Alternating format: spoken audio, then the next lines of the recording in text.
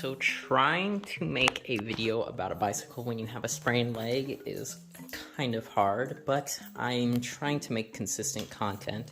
So today we're going to be talking about what modifications I have on the bike and what the purpose is. So what did I mod on my bike? So obviously, compared to most X classes, my bike is pretty crazy. So I'm gonna start by talking about the purpose of each modification and start just going through them. So I'm gonna start now. So the first modification is the Shinko 244. Yes, I'm saying it right. These are Shinko 244 Golden Boys tires, and these modifications were mainly because I kept on popping the tires in my area on devil thorns, especially fat tires. If you go in an area where you have devil thorns, or they call them like bullhorn thorns, even though they're most known as devil thorns, I'm pretty sure. They pop fat tires like this super often if they're normal bicycle tires. So I was sick of that, so I looked up motorcycle tires that would fit, and I found this. These are Shinko 244 Golden Boys, and if you're wondering how to tell you're getting the right size, motorcycle tires measure inside, bicycle measure outside.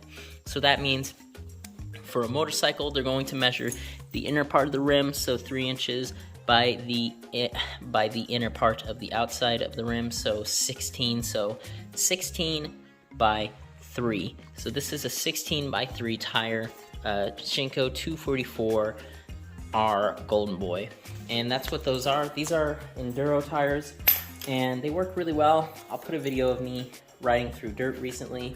You can see my crutch on the side of the bike because of my sprained leg. And you know, they are really nice tires. They don't pop easily. I did, in addition to this, put motorcycle inner tubes on them, which does add quite a bit of weight. I think it adds around like 10 pounds in total, because these are very heavy tires. They are, after all, actual motorcycle tires, so they're nothing light. The next mod I added is actually pretty practical, even though it doesn't look practical, and it's this Fender plate. I put all these stickers on it just for fun. Those aren't anything at all. They don't serve a purpose, but this actually, even though the motorcycle plate I think looks sick, and I think it looks a bit bald without it, it prevents wind from going in between, which I didn't notice until I took this off and the wind was hitting my legs, and it was actually really cold and uncomfortable. So kept this on, and that's basically what this is for. I could put numbers on it, I could put anything, but it really does work for keeping the wind from going in between my legs and hitting my legs and making them cold. So a big thing you might have noticed is this right here. This is a Mad Dog seat cover, and I'm gonna try and leave links for everything. And this is a gel seat. It's actually quite nice, and it's very cushiony. I quite enjoy this seat because it is a cheap seat, and for the Ariel Rider X Class specifically, the actual seat itself is actually just a concave piece of plastic with some foam covered in a wrap. Now, I know that sounds really lazy or whatever, but it's actually a pretty good seat for the price of the bike. I mean, of course, you're not going to get the world's fanciest bike at this price point, but it's about $1,000 cheaper than the equivalent, so you can't really complain. But this is the Mad Dog seat. Of course, it's a little off. You might have to trim some of the ties down below, but it works really well. So this seat I enjoy. It's a seat cover, so it just works as it's supposed to function. Another shocking thing I'm gonna show are the handlebars, and I'm gonna try and group everything together, but I'm gonna start with the handlebars. So the handlebars are obviously with a standard stem, not an adjustable one, because I kind of like how aggressive it is to lean forward, kind of like a mountain bike, and they will function really well. And these are extra wide handlebars with a 31mm rise, and I could always get a higher rise, but these are extra wide. I think they're 810mm wide, so they're super duper wide. I mean, these are some wide handlebars, but they're absolutely lovely. I love these handlebars so much. They're really cheap, they're up on, and they worked really well. Haven't broke yet, so, you know, count my pennies. Next thing is the illegal light. This is just a light. It's like 3,000 lumens or something like that, and it's pretty bright and it works pretty well, and that's really it. So I'm gonna try and group this together and this. So obviously mirrors function as mirrors. You can get any mirrors you want. I would suggest getting those ones that are a little different, but the ones that are plastic, but they broke on me. I fell and they broke, so I kind of like these metal ones. They seem a bit more reliable. So these handles, the main reason I got it like this was I actually liked putting my hand all the way around, but it incurred the problem that I was getting wrist pain on this bike, and you get thumb pain. I kind of wish it was a twist throttle on the other side, but it's okay. It is what it is. But the mod I put on it was these grips, and they actually cause your hands to get way less fatigued. And these are Weenus. Yeah, I'm showing you my Weenus right now. But, you know, these work really well. I really enjoy them. And on this is just a personal preference, but I think everyone should get it because this is so comfortable, are grip covers. Grip covers are, brake lever covers, but I guess they're grip covers. They are super comfortable. They just hurts your hand less to break, and they're really nice actually. Honestly, I don't have any problem with this at all, and I really do enjoy having these on my bike. Having a rubber cover on something that's just like all metal is just nice. I just recommend everybody getting this on their bike if they can. So the next thing is the gas tank looking bag, which I guess kind of looks like a gas tank, but I kind of want to get one that looks more like a gas tank. But this bag is really nice. It's not worth its weight in gold, obviously. I don't like that joke, but you know, I'll say it's worth its weight in probably silver, because it is a really nice bag. And you know, I'm saying that joke, that was a terrible joke, but this is a very nice bag. It does hold a lot of stuff. It's quite roomy and spacious. I put my towels in there. I have a chain breaker in here.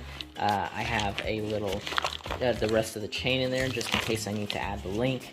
There's a master link included in that kit.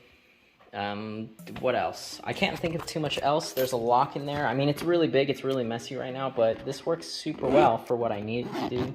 And oh my gosh, I am not able to zip this up. Let me just, okay, there, I zipped it up. So it works really well for what I need it to do, and it's actually a really nice bag, and a lot of people like this bag.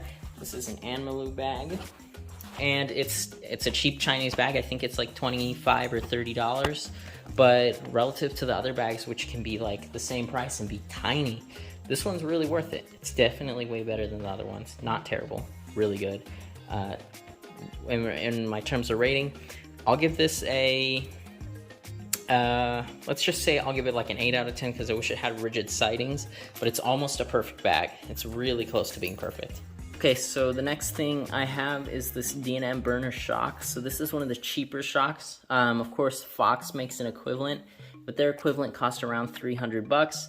And while Fox shocks are very nice, and I understand that, a 300 buck shock was not gonna go on this bike for obvious reasons.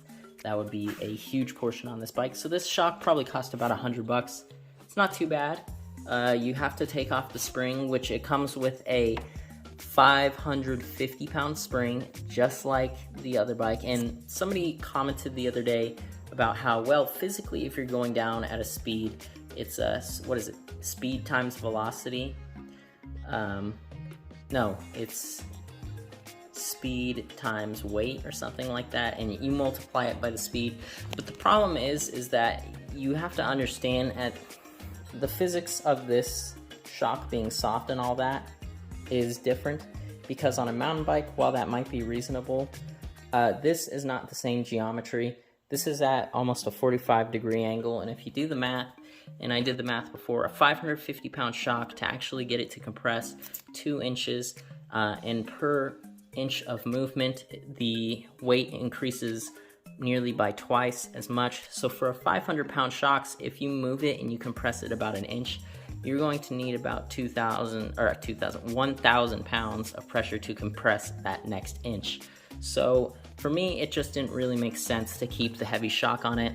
And even then, I think heavier people would be fine if they just put a 250 pound shock on it. So honestly, I really don't think that it's necessary to have the heavy shocks that any of these bikes come with. I think that they should automatically come with a light shock. Then if you think the light shock is too light, then you can get a heavier shock.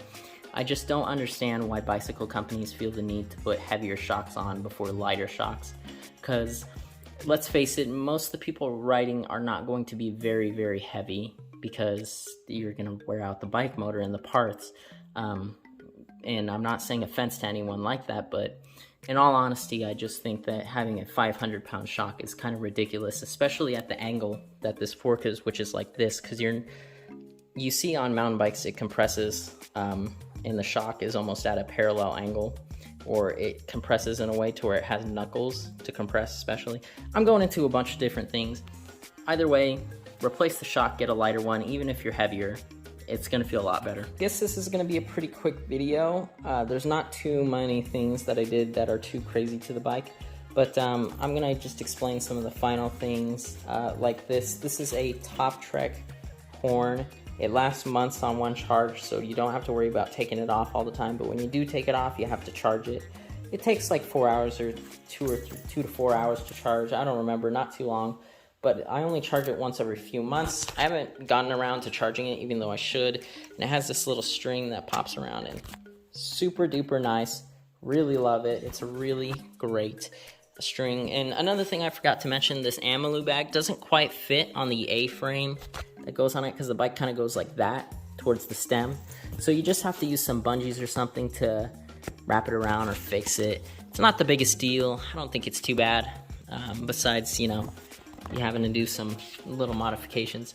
But besides that, the bike overall is pretty good. Of course, you could do this and add just a rear light like that, and that works pretty well at night if people can't see you. One thing that I would suggest is I damaged my derailleur permanently, and I use this this professional modification right here. I call this the wrench mod. And I'm gonna buy some washers actually to fix this, but if I was to suggest anything, I would suggest taking out the derailleur protector, because really it's gonna be a little, I'm not gonna say inconvenient, but in general, the derailleur protector is kind of easy to bend. Well, at least for me, it was. So what happened was, when it was delivered, it came bent, and it wasn't too big of a deal. But I don't think it's really necessary, because trust me, if you're gonna fall on that derailleur, this bike is not a light bike. It's gonna bend that derailleur protector and the derailleur. And my derailleur it's kind of hard to capture, to understand. So yeah, the derailleur is quite bent actually, so maybe if I put it, you can see it's like at a slight angle, and that causes it to shift in the wrong gears. But my leg's sprained, so I'm not pedaling anyway, so it doesn't really matter. But besides that, of course I put minor things on, like a new chain, but I'm just talking about the mods that I currently have on it, because I think some people might be interested. Maybe they want to get their bike to look like mine. I'll try to leave a link for everything, but for things like this, you just really want to look up the right size plate. Maybe I'll just list that because it was kind of hard to find, but I had to custom make this plate. So if you really think that you can bend this, what you do is you got to heat up the sides, and then you have to bend it around the edges of the bike. If you think you can do that, then yeah, go ahead. I'm gonna try to leave the links to everything, but these are the mods I have on my bike. These are personal preferences. Of course, you can have the bike, keep the bike stock basically, and I think it'll be 100% fine. But if you don't want to keep the bike stock, you want to give it some aggressive, cool looking tires like this. I think these tires look really nice, and you want to mod it out, you know, do whatever. That's 100% cool, 100% okay. I'm not saying you have to, the bike's bad. I'm not saying I put these mods on because the bike's bad. You could ride with normal bike tires on your trails wherever you are. But for me in my area, this is what works out best for me. So if you liked the video, please like and subscribe. And if you liked any of the mods or any of the stuff, please just tell me. I mean, maybe I could get an affiliate link if people really are gonna get it from looking at my channel. So have a nice day.